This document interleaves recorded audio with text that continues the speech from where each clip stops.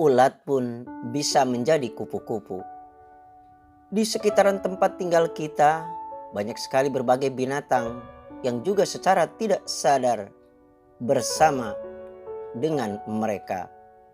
Ada semut, tawon, cacing, ayam, kucing, laba-laba, kupu-kupu, dan lain sebagainya. Manusia sebagai makhluk Allah yang paling sempurna dalam menjalani kehidupan ini tentu mengalami proses. Dengan melewati proses itu, maka akan diperoleh perubahan. Membicarakan perubahan tentu tidak terlepas dari usaha atau proses itu sendiri.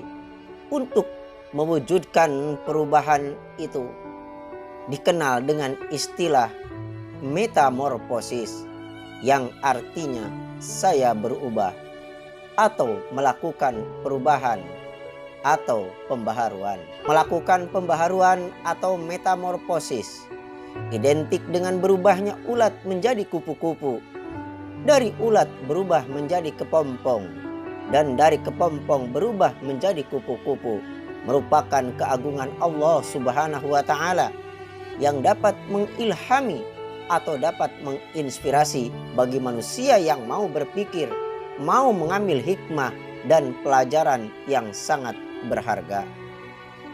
Metamorfosis ulat menjadi kepompong dan berubah lagi menjadi seindah dan seelok kupu-kupu adalah melalui proses yang tidak sebentar.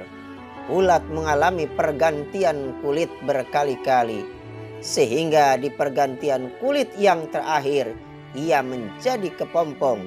Saat-saat berpuasa yang memerlukan waktu antara 7 sampai dengan 20 hari, sehingga akhirnya terbentuklah kupu-kupu yang indah dan cantik sempurna keluar dari dalam kepompongnya. Apabila kita membacanya dalam literatur mengenai proses ulat menjadi kupu-kupu itu, membutuhkan energi yang sangat besar dan tidak mudah. Namun begitulah alamiahnya dapat terjadi, bahwa ulat pun dapat menjadi kupu-kupu yang indah dan cantik karena kuasa Allah Subhanahu wa Ta'ala. Tetapi seekor kupu-kupu tidak pernah merasa bahwa dirinya itu cantik dan indah. Namun orang-orang di sekitarnya tahu bahwa kupu-kupu itu sungguh indah dan cantik.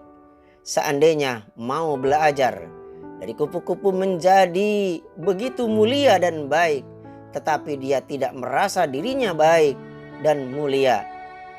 Begitu pula kemuliaan dan kebaikan seseorang tidak perlu dipaksakan untuk menghargai dirinya bahwa dia orang mulia dan baik. Tetapi orang-orang yang di sekelilingnya, yang di sekitarnya tahu bahwa dirinya adalah orang baik dan mulia. Pada waktu tidur ada ribuan doa-doa yang diam-diam naik ke langit, mengetuk kasih sayang penguasa alam dunia dan akhirat dengan segala isinya.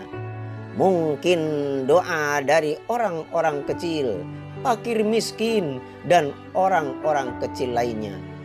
Mungkin dari anak-anak yatim yang pernah dia tolong atau dia bantu, atau mungkin dari orang-orang yang pernah tertimpa kesusahan yang telah diringankan beban kesusahannya, atau dari sahabat-sahabat dekat yang telah dimotivasi dan lain sebagainya. Oleh karena itulah, janganlah berputus asa untuk tetap positif dan berbuat baik, biarpun sewaktu itu mengalir air mata yang tidak putus-putusnya, mengalirkan kebaikan sampai jauh. Air mengalir dari hulu sampai ke hilir. Kebaikan adalah ibarat nyawa kedua yang akan menyelamatkan dari api neraka setelah napas tak lagi dipinjamkan. Maka berbahagialah ketika sudah pergi meninggalkan dunia. Namun doa-doa, kesolehan, serta kebaikan tetap mengalir dan bermanfaat untuk kehidupan yang lain.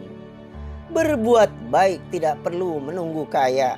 Berbuat kesolehan tidak perlu harus dengan harta yang banyak.